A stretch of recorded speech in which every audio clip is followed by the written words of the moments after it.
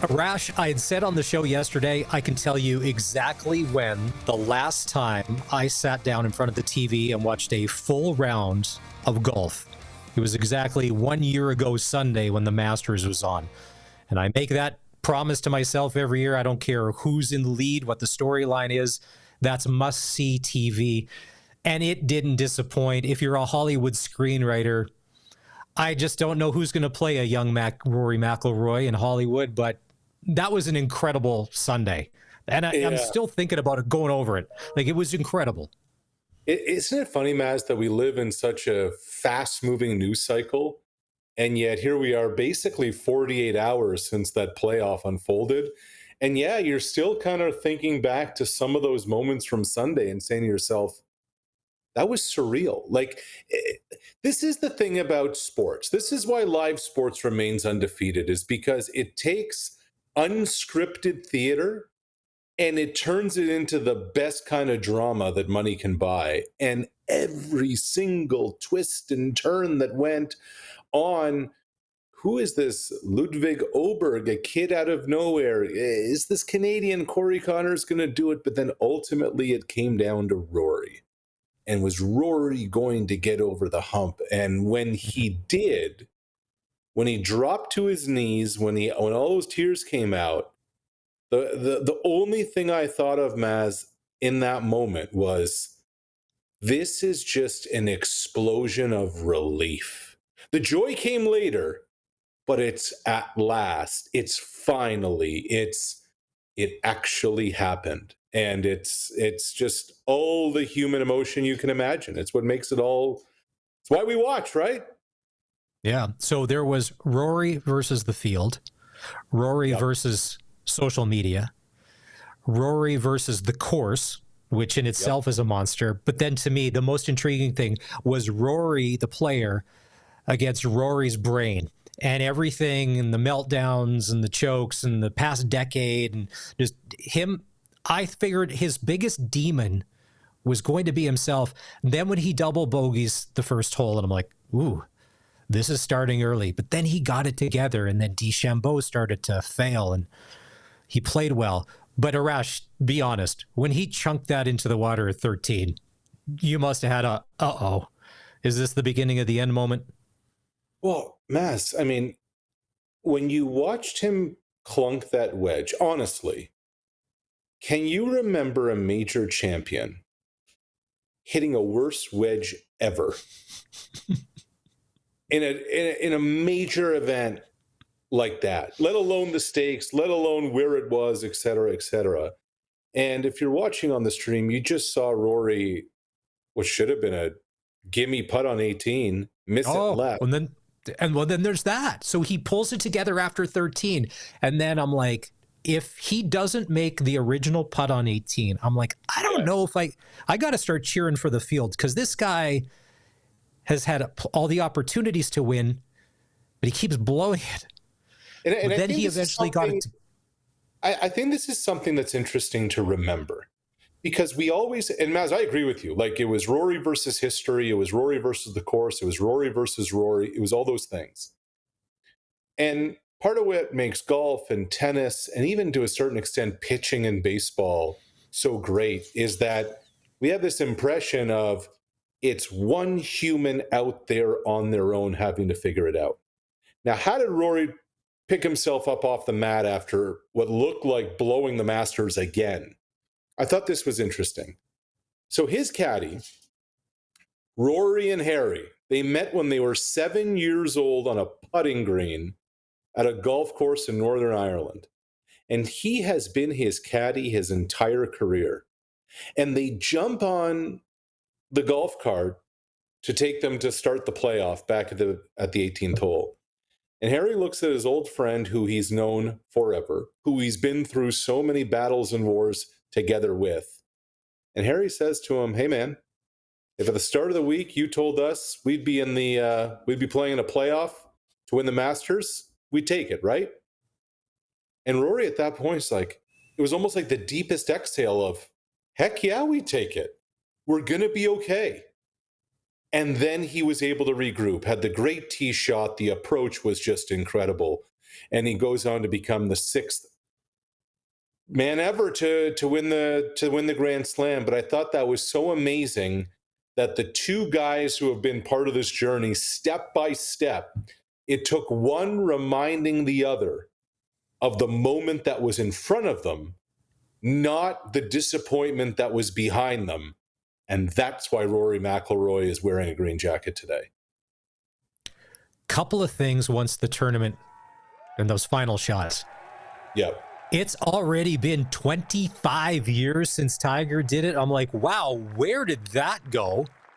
And then the other thing, too, because I haven't necessarily paid a ton of attention to Rory lately, there's a lot of drama with him off the course with his wife. There's potential divorce proceedings. There's the rumors of the fling with the woman who works at CBS. There's all of that other stuff, too. And I was like, oh, that's right. Dude's got a whole TMZ side to him to unpack besides the golf, because a lot of golfers are pretty buttoned up and close to the vest, and they don't live a very public lifestyle like Tiger. So after that, I was like, all right, maybe that look of relief on his face is for a lot of other reasons besides golf. Here's what's interesting, Maz. We so badly want to know about these athletes. We want the peek behind the curtain. Drive to Survive and HBO 24/7 back in the day and Hard Knocks and all these kind of behind the scenes things. When you think about how many athletes actually really reveal a little bit about themselves publicly, Rory McIlroy is right there among them. And he will also speak out about the guys who went on the Live Tour, for instance, which is part of the reason, I'm sure, why he and Bryson have their beef. Rory lets the fans, Rory lets the public in a little bit more than most other athletes, certainly more than Tiger. And like, I covered those Masters in 2011 when he had a 4-shot lead, and the next thing you knew, he's out there by the cabins, you know, fiddling around with the golf ball, and you're saying to yourself, this is an epic meltdown. And now what I wonder, with all of this done, with the Grand Slam complete, the PGA is coming up in just a few weeks. He's won on that course 4 times already. Go to the US Open, you know. Now, does this open up a whole bunch of can of worms where Rory McIlroy, that kind of gorilla, is off his back and he can just go play? And could this now lead to a little bit of a run for him? I think that's going to be something really interesting to watch for a guy who hadn't won one in over a decade. We didn't see it at the time, but now the word's coming out. And if you can confirm, Bryson and Rory didn't say a word to each other on Sunday while they're partnered up together? I don't know if Curtis and the guys have the clip queued up. If they do, guys, why don't you run it here? This was Bryson after the final round on Sunday. Did you speak to him in there? How's he doing? Do you know? No idea. Didn't talk to me once all day. Did you try and initiate conversation with Rory at all? He wouldn't talk to me. Like that's not just because they were Look, they're competing against each other. Okay? It's Sunday, it's the Masters, it's a Slam, it's all those things. It's a major, there's history on the line, etc. The time for handshakes and man hugs and small talk is Monday, Tuesday, Wednesday, maybe even Thursday, Friday. But also, Bryson's a polarizing figure. Bryson, you know, is on his YouTube channels. Bryson's a guy who went on, when he went to the Live Tour, was unapologetic and had some things to say. And Rory's just going to be who Rory is. He's not going to allow any of that BS to get in his way. I'm sorry that your feelings were hurt, Bryson, but I think today, if McIlroy loses the Masters by a shot or two, and he's there joking around with the guy he's competing against, what's the narrative then about Rory's focus and everything else? So Rory took care of business. DeChambeau is a little upset about it. You know, too bad, so sad. If you don't like it, go play better. The whole Live PGA thing, if someone offered you an insane amount of money to go do what you do right now and you love for just like 3 times more, and you could wear shorts, who wouldn't say yes to that? Like, Right.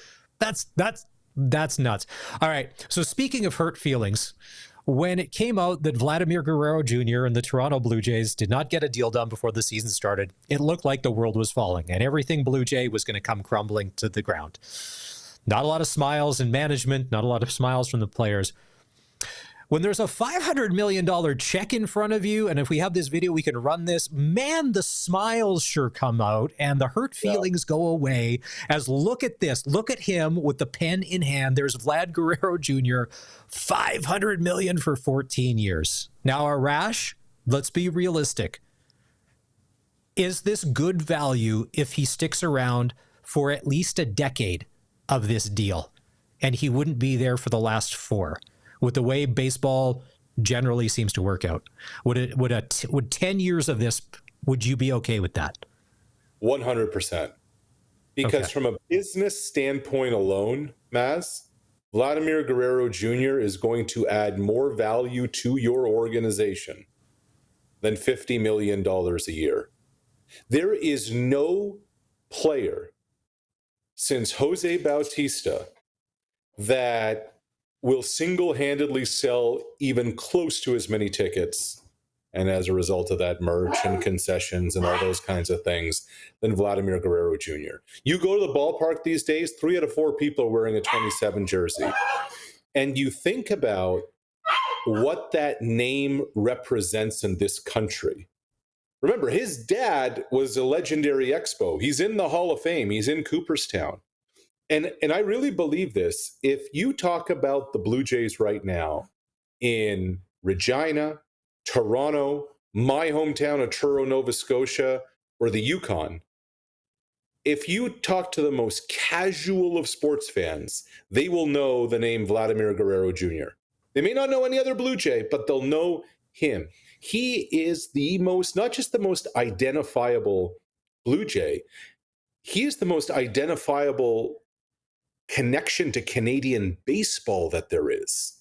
And so from a business standpoint and also from an organizational standpoint, remember, Maz, they missed on Ohtani. They missed on Soto. You want to go get free agents. They missed on pitchers this offseason. Here's a homegrown player who has spoken so much about wanting to play here, win here, spend his career here, and they finally did it. And this can only help them sign other players in the years to come. I saw his it was a quote tweet or something about Bo Bichette, and he hopes that he can stick around and be a Blue Jay, but understands that it's business and all of that. But now you'd think, okay, you got one. It's funny. I said to Curtis last week when this got signed, I said, Curtis, because he's a Rogers cell phone customer, I said, between the NHL deal and this Vladimir Guerrero Jr. deal, get ready because your cell bill's going up. Your cell phone, yes, your cell bill's going to go up a little bit. There's some contracts. Don't forget your internet bill. Don't forget your internet bill. And your internet bill and anything else, because there are some high-ticket contracts to pay for. And so far, so good. Jays going into tonight's game against Atlanta. They're 9-8. You know, in the games that they're winning, they look really good. In the games that they're not winning, but everybody at this point, it's kind of murky middle. You know, even the crazy bats from weekend 1 have kind of calmed down as well. Yeah, look, I subscribe to the old Sparky Anderson, Jim Leland theory, which is in a 162 game season, basically at the end of May, be 500. Be healthy, and then the season starts with 100 games to go. So right now, the Blue Jays just, are figuring themselves out, getting their at-bats in. Like, there have been nights at Fenway Park where it's, below 0 and they're out there playing. I know. It's going to be such a different kind of brand of baseball. I think what's interesting, Maz, too, about kind of what Vlad represents inside that locker room as you look at, what this season is. This rarely happens. Yesterday at the press conference, George Springer was in the back of the room. And Anthony Santander was in the back of the room. And Jose Barrios is in the back of the room. And some of the coaches are in the back of the room. That's stuff that doesn't happen at a lot of press conferences. This guy is going to be the heartbeat of this baseball team this year, and where they go and what they do is going to matter, through 27. It's crunch time in the NHL. There's still a couple of wild card playoff spots up for grabs. The St. Louis Blues, the Calgary Flames. Do you think the Flames will make it? And then if your answer is yes, I want to get your thoughts on legitimately, if they just squeak in, what their chances would be in the first round. So I don't know on if they get in. 8 seeds are so wild. Like, I'm old enough to remember the Vancouver Canucks being the 1 seed and LA upsetting them and the Kings going all the way to the Cup final. I find amazing, Maz, of like, I subscribe to the theory of win when you can because you never know. Like, a year ago, the Rangers won the President's Trophy and now they missed the playoffs. Yep. A year ago, the Oilers are in Game 7 of the Stanley Cup final and now they are limping into the postseason and they face LA. And I'm assuming they're going to be the Kings are going to be the betting favorite in that series. So, like, just get in, but also when you're on a roll, when you're healthy, when things are all, do it. Because I think in the back of our minds, we always have this theory, well, they came so close, this is going to be their year. Well, you don't pick up where you left off. You start 0-0. You got to do rookie camp and training camp and exhibition games and a full season, and injuries can happen and coaches can get fired and things can go sideways and a player can be arrested. Like, there's so much over the course of a season. So that's why I think, and I don't want to get too far into the weeds, but like, when you think about, we have a chance to do this, go for it. Load up at the trade deadline. Who cares about prospects? Who cares about draft picks? Right now in Ottawa, that city's on fire. They have not been to the playoffs in 8 years. Now they may get a chance to play the Leafs, right? So if the Flames can get in, I don't know how good that team is. I don't think they can do much, but sometimes you hit lightning in a bottle too. So it's just amazing how sports goes, because you just never know. After seeing the behind-the-scenes documentary about last year's Stanley Cup Finals, and how upset Connor McDavid was in the tears, and I think you and I talked about it at the time, this could be a huge missed opportunity because there's no guarantee you get back there, and that there are plenty of players who had great NHL careers that never won a Stanley Cup. If McDavid does not win one, I would always like to ask a Joe Pavelski or some of these guys who played forever and it just never seemed, like a Jarome Iginla. If you had the chance to go back, if you knew you were going to win the cup, would you play for free? It was guaranteed that you're immortal, you'll be on the cup forever and all of that, as opposed to grinding. Because if that was the ultimate goal, would you trade the fame for it? You're going to get the fame, but the fortune part. Doesn't matter how rich they make Connor McDavid, whether it's in Edmonton. I think he's going to Toronto if he were to win a cup anyways. Whoa. You think the Toronto Maple Leafs are capable of winning a cup? That's the hottest take I've ever heard. Nick Alberga is coming on the show on Thursday from Leafs Morning Take, and we're just out of it. Hey, listen, if they've ever, to me, the Leafs, I mentioned in hour number 1, if with this lineup, if they had a legitimate number 1 goalie, they would be an incredible force to reckon with. But the goalie by committee thing, I don't necessarily know, with Anthony Stolarz and Joseph Woll, works. Right. And as a Vikings fan, I would tell you, all those years with Kirk Cousins a quarterback, if we had a quarterback, we'd be a Super Bowl contender. Like, if ands and buts were candies and nuts, what a Merry Christmas it would be. Right? The goaltender is a pivotal part of this entire equation. They've been playing with fire the entire season, and now here they are with an incredible roster with 2 stars with a lot to play for as pending free agents, and Marner and Tavares. And maybe the biggest question of all still hasn't been solved. Now, if one of them goes on a hell of a run for a couple of months, all of that, is gone. But it is a big game of chicken that Brad Treliving and Brendan Shanahan have been on with this entire thing. And the good news for the Leafs is that it's not March Madness. It's not a single elimination tournament. But you just wonder, is the biggest question of the entire year going to come back to bite them? That becomes the question. I'm very intrigued. I say the same thing about Carolina. Everything is right about that team, coach, forwards, defense, except goaltending. Because you've got Freddie Anderson or Pychetkov, that's your biggest question mark. And that's what always lets you down. Don't tell me last year that Bobrovsky didn't earn every dollar of that $10 million that he gets paid a year, because that's when you need it most. So that's the intriguing thing. I honestly do think if the Flames do make it in, that if they do end up playing Winnipeg is just so good and so deep, I don't think it would last. I think if St. Louis gets in and they end up playing Winnipeg, they would give, I think, Winnipeg a better series. But to be decided. And Connor TBD. Hellebuck, why is Winnipeg among the reasons Winnipeg's the President's Trophy winner and why they're the favorites?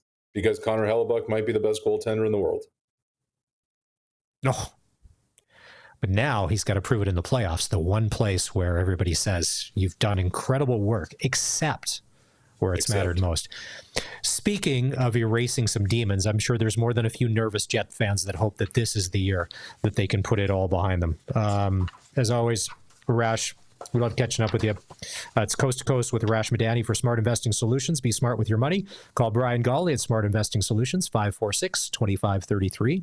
And we will catch up with you on Thursday, sir. Thank you, Mez.